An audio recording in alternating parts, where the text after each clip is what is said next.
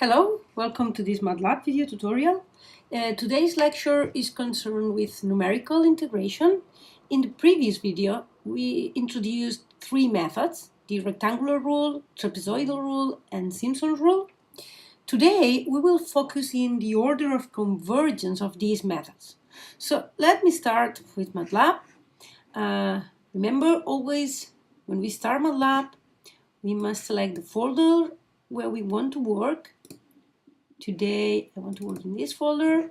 Okay, so here in the current folder I can see the files I will use today. Okay, so I will start with the file called main numerical integration methods, this one. Here in this file I will try to illustrate which is the order of convergence of these methods, so how the error goes down to zero. To do that, I'm going to use a specific example with this function in the interval 0, 4 and only 5 subintervals. Okay, we are using composite rules, so I will use 5 subintervals. I will compute the approximations with the left rectangular rule, right and midpoint rectangular rules, and also with trapezoidal and Simpson's rule. In the previous session, we already coded these methods. Afterwards, we will compute the exact value of the integral. In this case, is possible, so I will do that using this symbolic variable and with this command. So this variable will contain the exact value of the integral, which I use here to compute the exact error. Okay, here is very important to say, in a real application, normally, if I use numerical integration, it's because I cannot compute the exact value of the integral. Okay, what I'm doing here is an academic example. So I'm choosing a function that I know how to compute the exact value of the integral. So I can compute the exact value of the error. Okay, just to check how these approximated values of the integral are or not good enough. Okay. So here I compute the errors. This is the error for the left rectangular rule, this is the error for the right rectangular rule, and so on. The exact value of the error is the exact value of the integral minus the approximated value of the integral with each of the approximation methods. After this, I will print the results on the screen just to see what we get. So I will just run the code up to here, okay? And we will see that we have different approximated values for the three rectangular methods, 5.8, 5.2, 5.6. For trapezoidal rule and Simpson methods, we obtain this approximation. The exact value of the integral is 5.65. Okay, we can see that Simpson's rule is closer to that value. Okay, we are using 5 subintervals for all methods, and Simpson, of course, is giving us the better precision in the solution. Now, here I'm showing you a table with all the approximated values of the integrals and the errors, and we can see here that left and right rectangular approximation have the highest error, then midpoint and trapezoidal approximation have the same they have the same order in the error, 0.0 something, yeah. But the best is Simpson, is the one that gives us the better precision in the solution. Okay, this is when I use n equals 5 subintervals. Okay, now what I can do is I will try to make a prediction. I will try to predict the value of the error when using the double number of intervals. So let's say I used n intervals, but now I decide to use 2 times n intervals, and I want to make a prediction of the error. I know that using left and right rectangular approximations, the error is going to be divided by 2 because they are linear methods. However, with the midpoint, rectangular, and the trapezoidal rule approximations, the error is going to be divided by 2 to the power 2 because they are second order methods. Second order methods.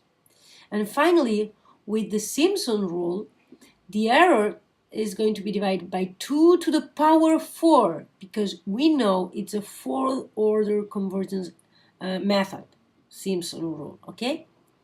So I can make prediction of the error just taking the error by using just n intervals and dividing by 2, 4, or 16 in each of the cases to make a prediction of the error when using 2 times n intervals. In this case, I can check with the exact errors. So I can see if this is a good prediction because I can compare the prediction with the exact value of the error when using 2 times n intervals. That's what I'm doing here. I'm calling again all the methods, but now with 2 times n intervals. In this case, n was 5, so this means this is going to be 10, okay? And I will compute again the exact value of the error, and I will display it on the screen. So let me run this part of the code.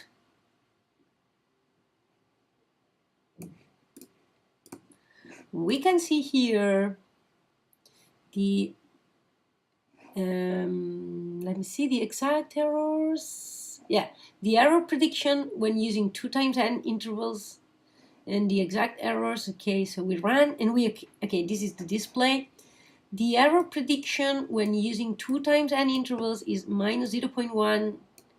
The exact error is minus 0.12, okay, but they are very similar. Yeah, it's a good prediction. For example, for the right rectangular approximation with 2 times n intervals, we get 0.19. The exact value is 0.17, okay? For the midpoint rectangular approximation, the prediction is 0.011, yeah? And the exact value is minus 0.0110, okay, so it's a very good approximation. You can see it by your own that we get, the predictions are very good compared to the exact value of the errors, yeah? And of course, we can do exactly the same with, for example, instead of 2 times the number of intervals, 10 times the number of intervals. Yeah, for example, here I'm just plotting the same thing, but with 10 times the number of subintervals.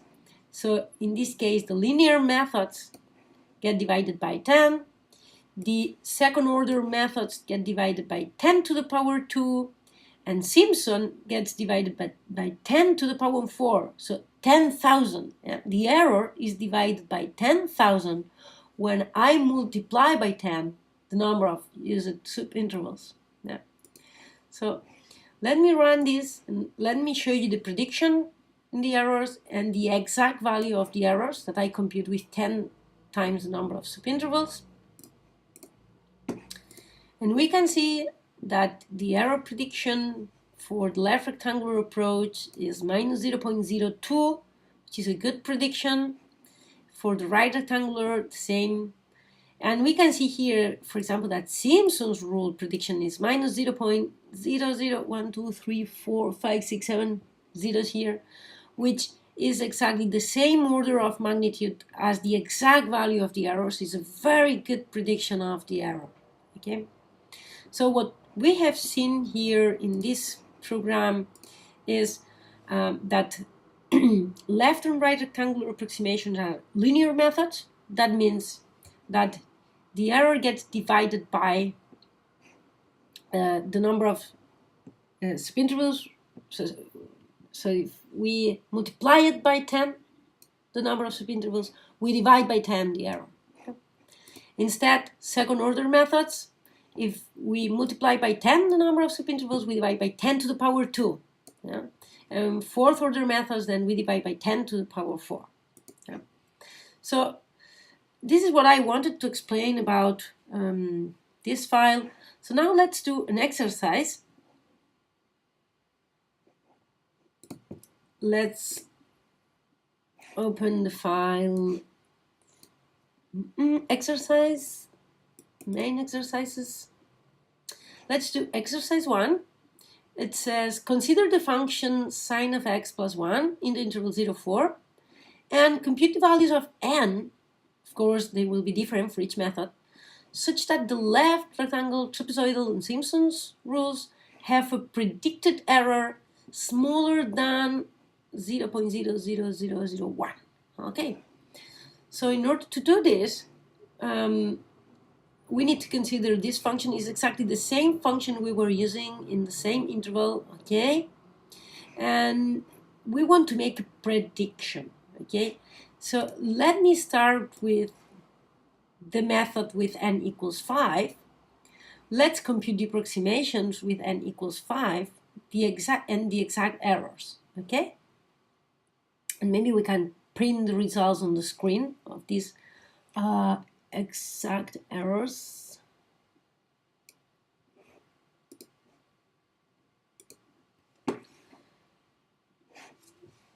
Okay, I want to copy this. Sorry, I wanted to copy this and paste it here. Okay, now we can run it.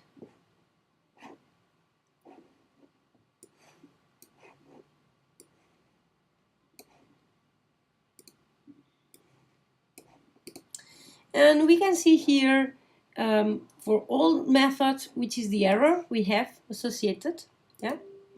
Now, what we want to do is we want to know for the left rectangular approximation, I need to divide by a number, let's say x, such that the 0.21 divided by this number is smaller than 0.000.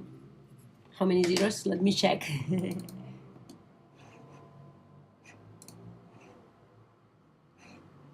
Oh, sorry, not this one. This one. So, okay, 4 zeros and a 1. Yeah? So, what we want to do here is to find the value x I want to divide is 0. Well, the error, I can copy this value.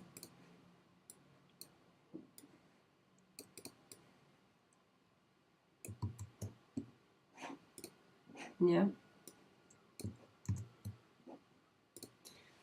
Times this value.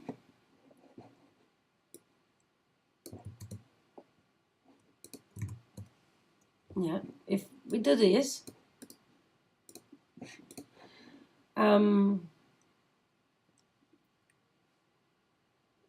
oh, sorry, one moment.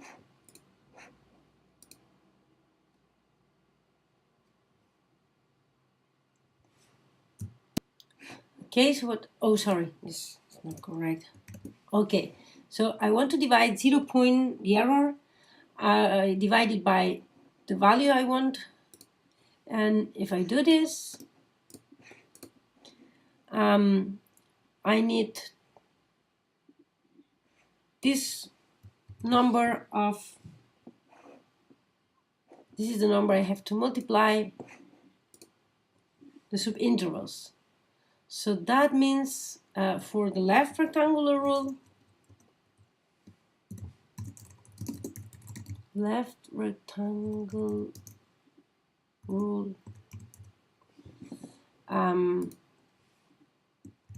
this value x is the n we are compute the value of n that we need to use. Okay, so if I used n equals 5, here I have to use x times n to obtain an error smaller than this. Okay, so the minimum value of n is x times 5, because initially here we were using n equals 5. Yeah, so let's check that. If I use the left rectangular rule, with this value of x. Well, the problem here is that this is not a natural number, but I can do this floor of x. Okay, floor of x will give the it will cut this number here, but if we need to, yeah, maybe it's better to use the sale, which will round the number to the next integer. Okay, so I will use sale of x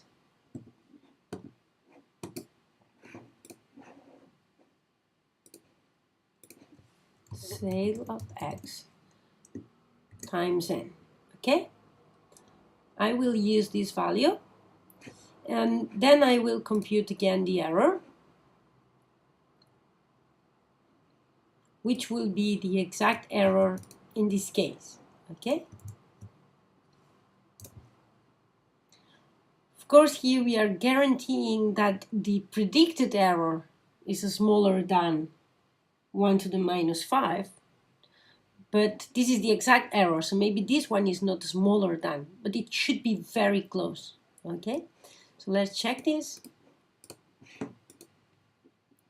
Okay, and we can see that the exact error is a little bit greater than 1e minus 5, but is very close to this value. Okay, what we did here is to guarantee that the predicted error is smaller than 0.0001. Okay, so this is for the left rectangular rule. The right rectangular approximation is exactly the same because it's a linear approximation. Now, for example, for the midpoint rectangular approximation, what we know is that it's a second order method. Yeah. So in this case, what we know is that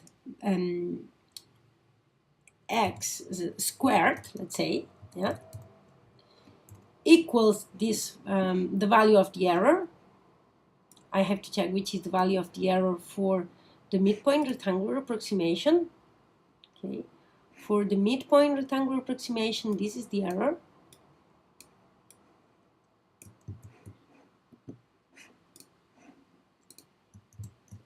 I want it to be smaller than 0 than this value. Okay, so x squared is going to be equal to this. So if I want to compute x, okay, I can find a new variable. X is x squared. It's the square root of x squared.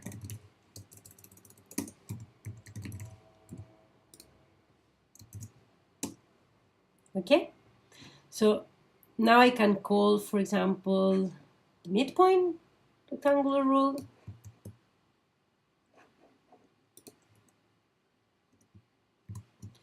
And now I need to know which is the minimum value of n. The minimum value of n in this case is 5 times this x we computed. So I will use here again the sale of x times n. Okay. Here I will not write the semicolon, so we will see which is the value of x in this case. Okay.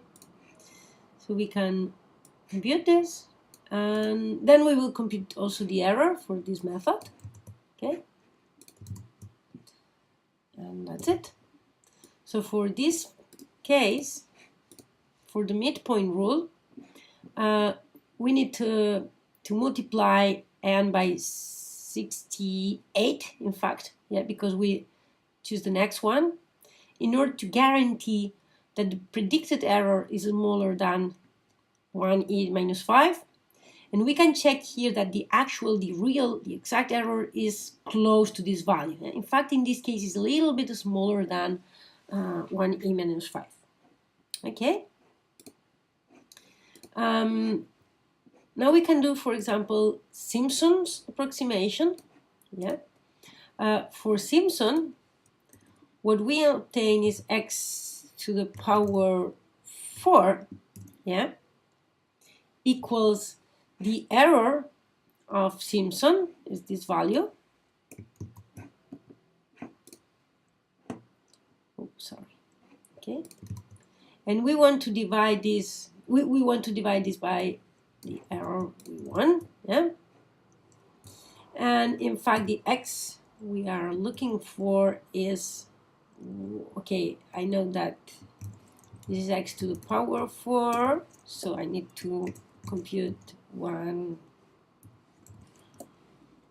over 4, yeah? So now I can call Simpson's rule, but in this case with the sale of x times n. And I can compute the exact error just to check is similar to the predicted error. Yeah? Okay, I want to see the value of x, so I will take out this semicolon. So if we do this, we can see that in this case x is only 2. Okay, we will use 3 because it's the next integer.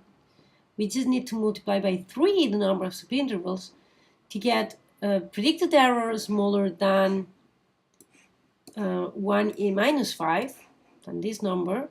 But in fact, the actual error is even smaller than that. Yeah? Okay, so this was the first exercise. Now, second exercise says, let's consider the function, a different function, okay, the exponential of x power 3 in the interval 0, 1, and compute the approximated value of the integral with all the used integration rules with n equals 100. And then make a prediction of the error for all the methods when n equals 200. Okay, so in order to do this, it's very convenient to use this file we were using before. So I will copy this part. I want to use all the methods. I will compute the errors.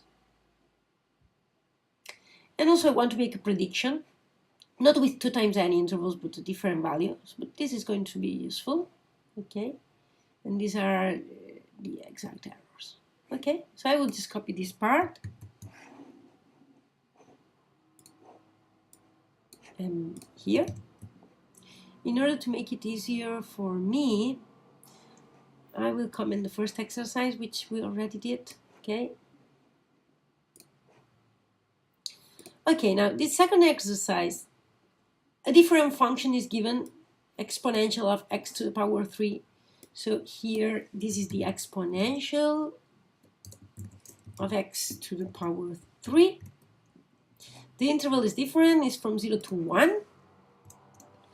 And we want to compute the approximated value when n equals 100. Okay, so 100. Then we will call all the methods with this value of n. We'll compute the errors. And this is not necessary. It's not asking us to compute the errors. So we can comment this part.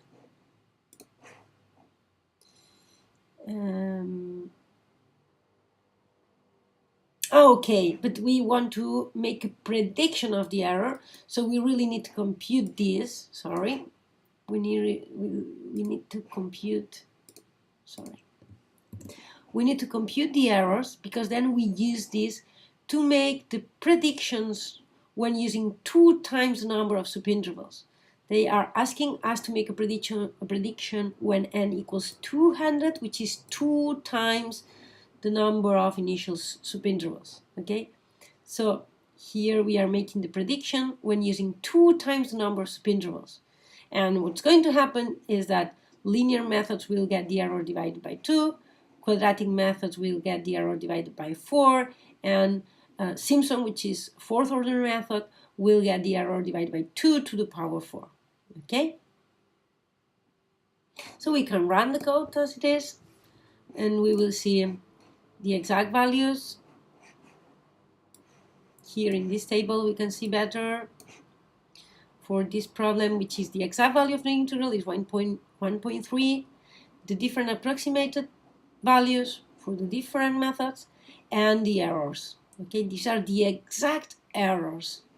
Now here what we see is the prediction of the error for 200 intervals. Remember, n equals 100. So these are the predictions, and they are pretty close to the exact errors when using 2 times n subintervals. Okay?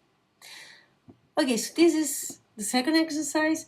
Now, I want to explain a little bit more about convergence graphs. So let me show you this file, main convergence trapezoidal. This code will show the convergence plot for the trapezoidal rule. I use this function in this interval, and I will compute the error for this integral for different values of h. Okay, so here n is not anymore a scalar, but now is a vector. It's a vector that goes from 10 to 500 in the steps of 10. So for different values of n, I get different values of h. Now h is a vector. It's b minus a. This dot is very important. Divided by n. N is a vector, so I need to use the dot here in order to have sense this operation. Okay, I want to compute for each one of the components of this vector. I want to compute b minus a divided by that component, and I want to store that in this vector. What I'm going to do is I will compute the error for different values of h. Okay, let me run just up to here. So you will see I will use all these different values of h. Yeah? They are getting smaller, smaller, and smaller. Yeah? And I want to check that as h goes down to 0, the error also converges to 0. And I want to check how fast that happens. Okay. Here, iter is the length of n, is the number of different values of h I will consider. Here I compute the exact value of the integral, and here I make a for loop. This for loop starts at I equals n and up to iter. And each time it calls trapezoidal rule for a different value of n. Now, this ni is a scalar value. It takes the component I in vector n. So first time, it will take the first value in vector n, 10 in this case. Second time in the for loop, ni will be equal to the second component in vector n, which is going to be 20, yeah? And so on. And now this is a vector that will contain the exact error of the approximation. After this, I can make a plot of the error, which is stored in this vector, versus h. If I do that, I will obtain a plot like this. Let me show you.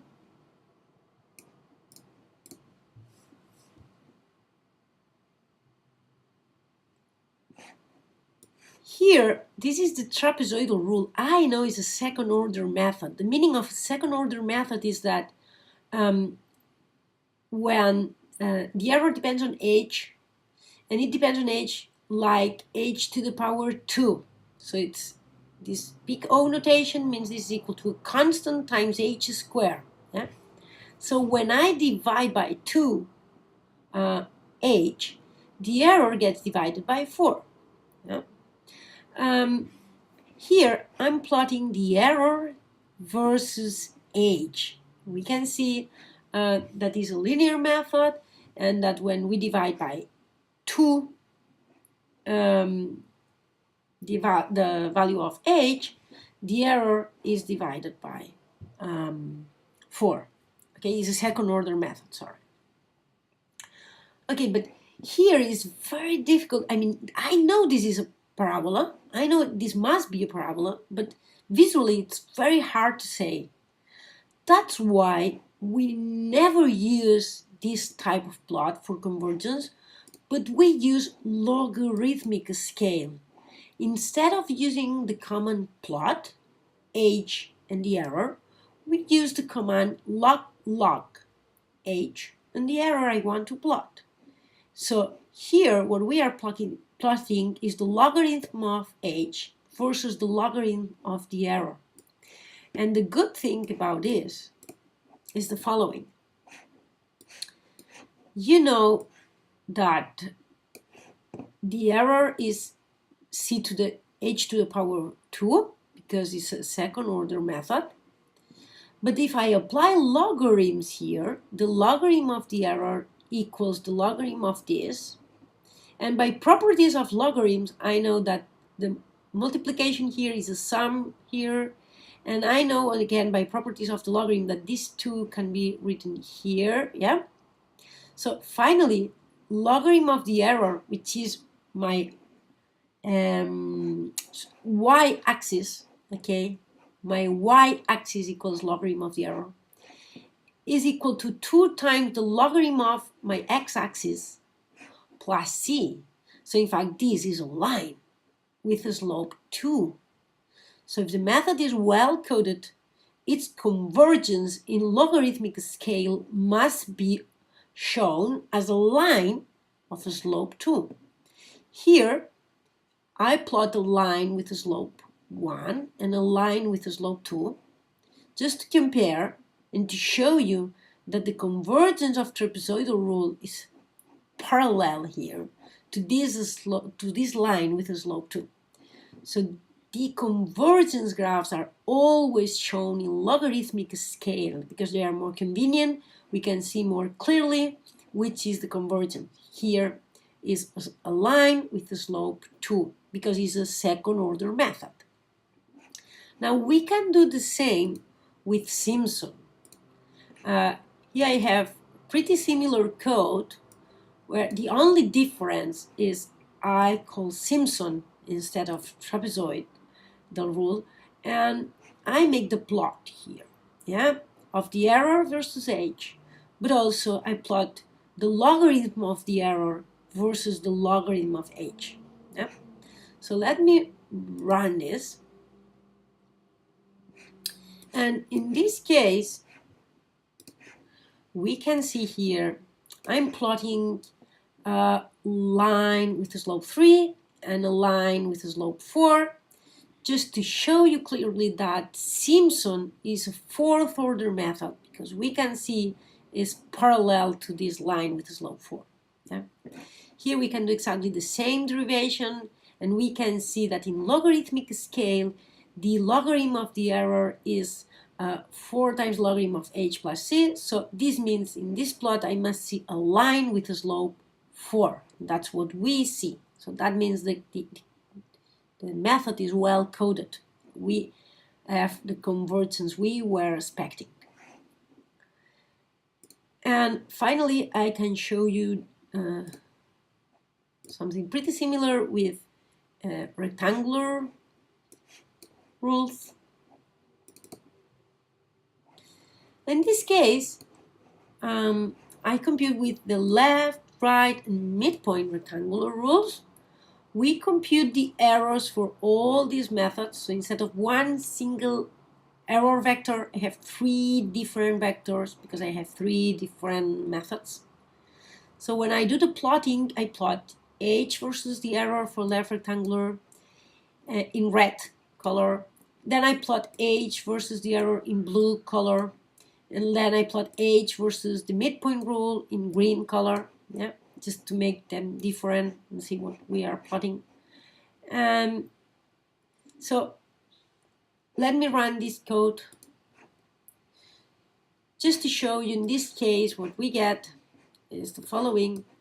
Here we can see that in figure 1 it's very difficult to know which methods are first order, which methods are not. In fact, all of them are they seem close to a line. Maybe this one, maybe we could expect it to be a parabola, but it's very hard to say here. It's almost impossible to check visually. However, in this figure, in figure 2, is very clear. It's very, very clear. Left and right rectangle are a line with a slope 1. It's parallel to this line with a slope 1. However, the midpoint rectangle rule is parallel to this line with a slope 2. So here is very clear that the midpoint rectangle is the second order method. Okay? Okay, so let's do now exercise 3. The exercises I want to do for you. Okay, so this is done. This second exercise is also done. I will comment. So let's do now this exercise.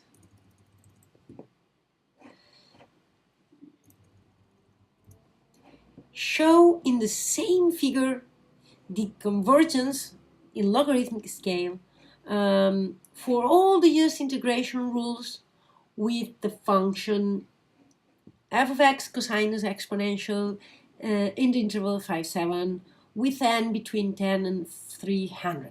Okay, so we have to show in the same figure the convergence graphs for all the used integration methods. In order to do that,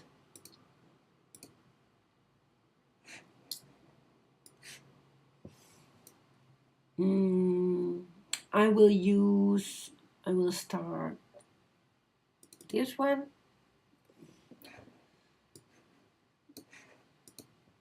So in the same figure, for all the used integration rules, okay. So I will start with this file where we compute for all the rectangular rules, okay. I will copy this here. We know that the function now is different. Instead of this function, we have to use cosinus of x times the exponential of x in the interval 5, 7.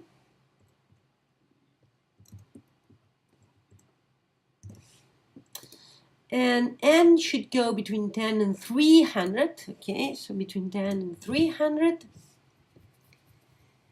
And in this case, we don't need the plot of the error versus h. I will just keep the plot in logarithmic scale. Okay.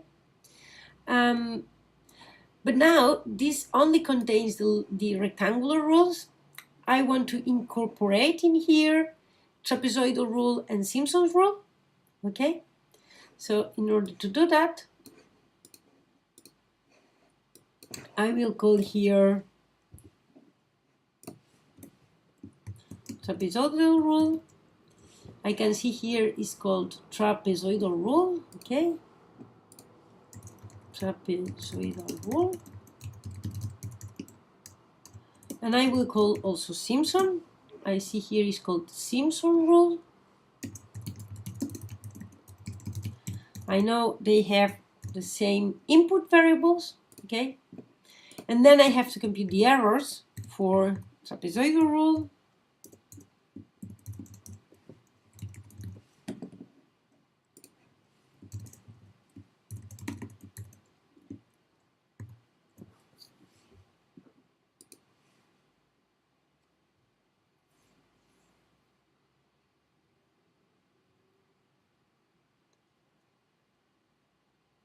And the Simpson rule, sorry.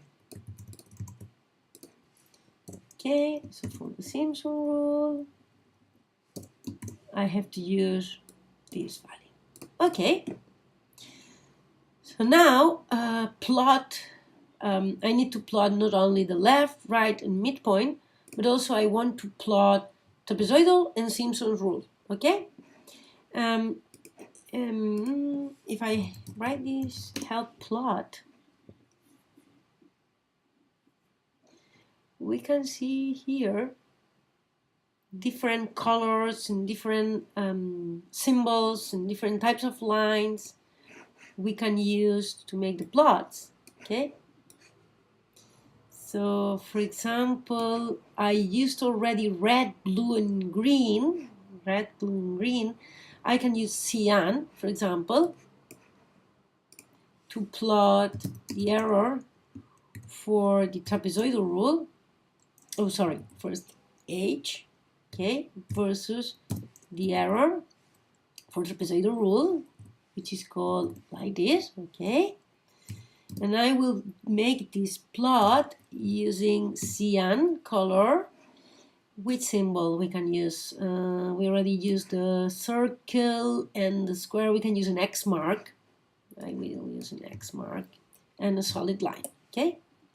And finally, I will plot H versus the error for the Simpson's rule.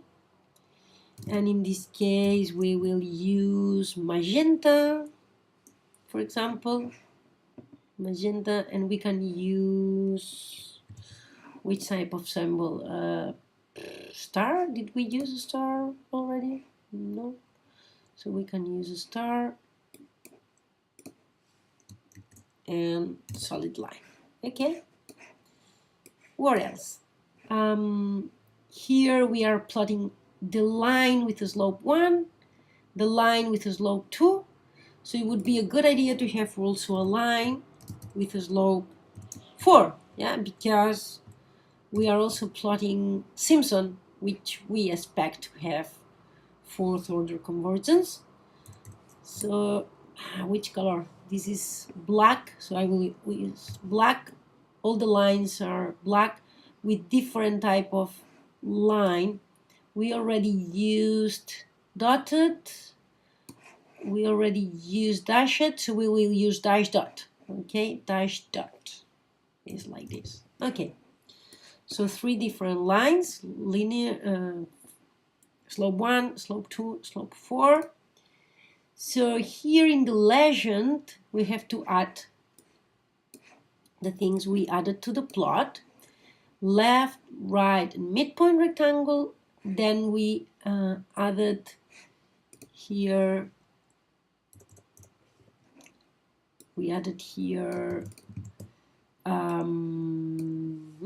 trapezoidal rule,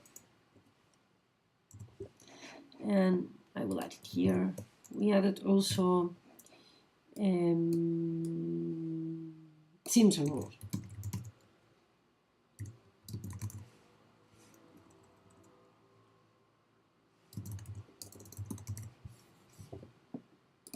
Okay. And what else? Yeah, then we plot the line with slope 1, the line with slope 2, and finally we plot also a line with a slope 4. Okay, and we don't need to change this. We could add an explanation for the order force, but okay, I will do it. It's very simple. We can add here that when we have an order 4 method, then this is a line with a slope 4. Okay. Maybe I will just take this out. It will be simple. Okay. So I think that's it. Let's try to run it. Oh, something happened. Let me check. What's the problem? Says the problem is here.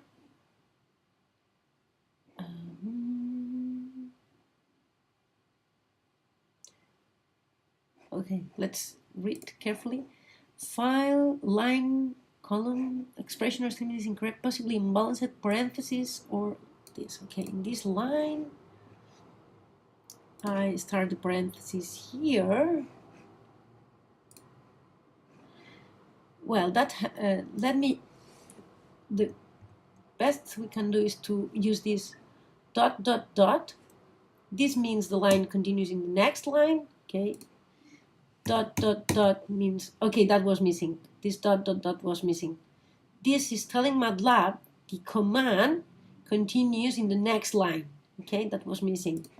It's good to use this command in order to have shorter lines. Okay, it's not a good idea to have so long lines. Yeah, like this is better.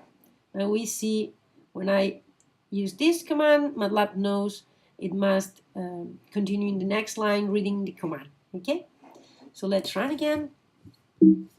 Oh, again, something is wrong.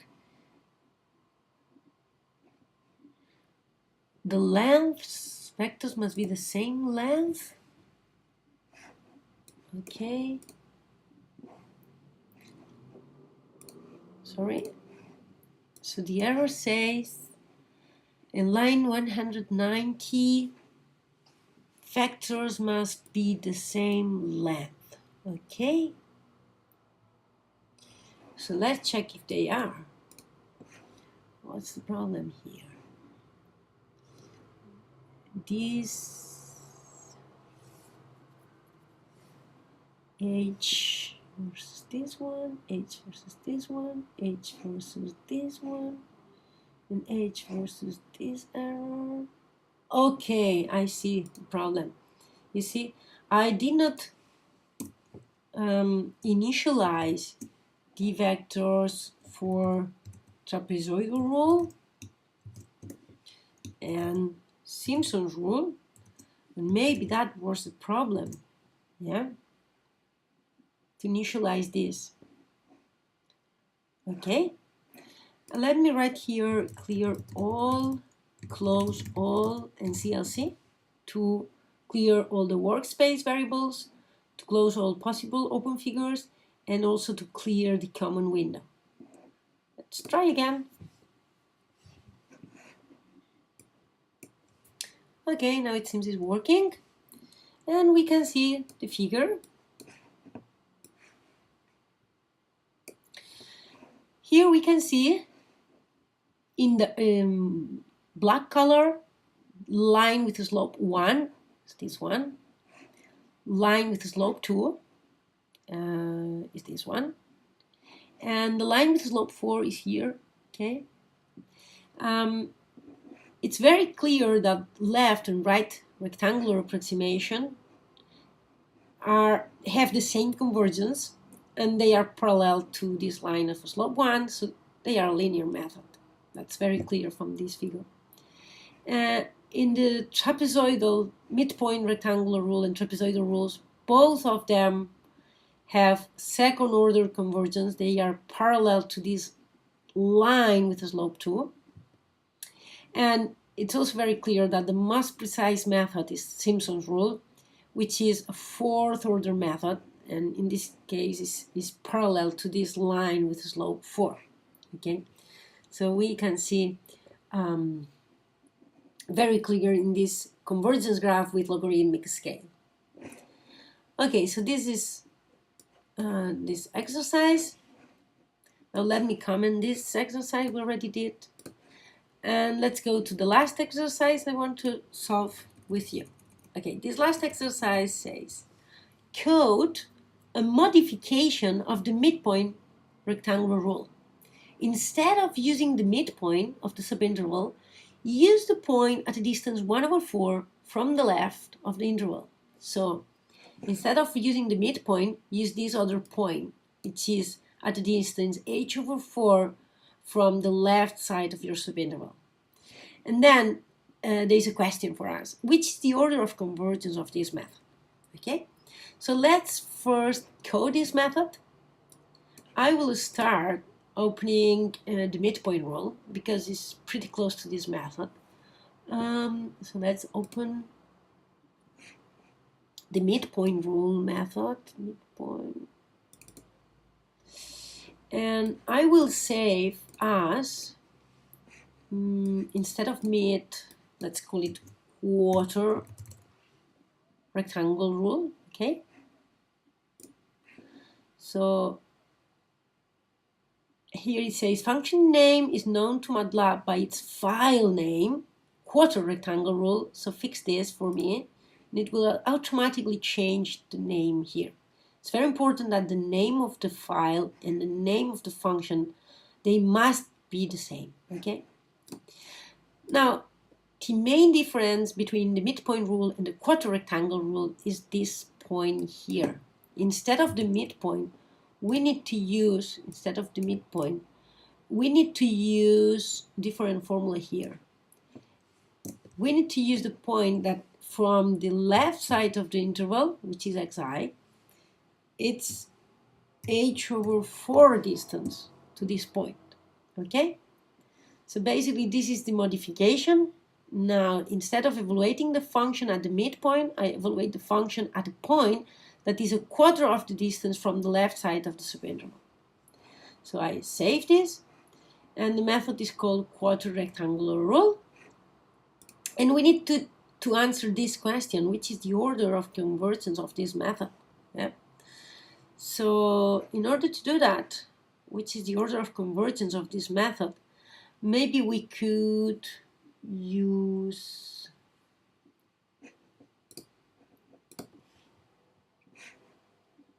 the convergence for rectangle rules.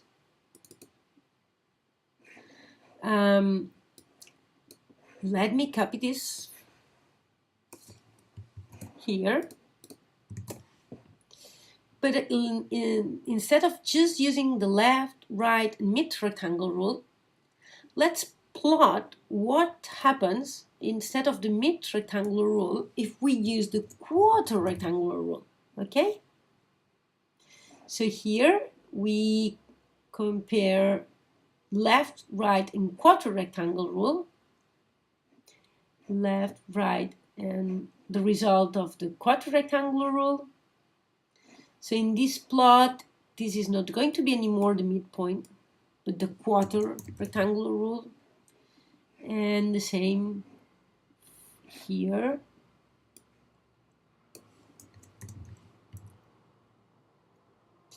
And let's check what happens if we run this.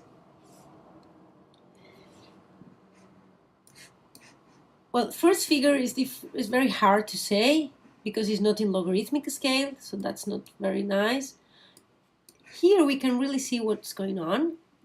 And what's going on is that left, right, and quarter rectangular rule, all of them are parallel to this line with a slope 1. So when I change the midpoint to a different point here, this point that is a quarter of the distance from the left side, we lose the second order convergence and we get just a linear method. Okay, so the quarter rectangle rule is a linear method as the left and right rectangular rules. Okay, so what we can answer here is that the order of convergence of this method is linear. Okay, it's a linear method. And that's all for today. See you in the next video. Bye bye.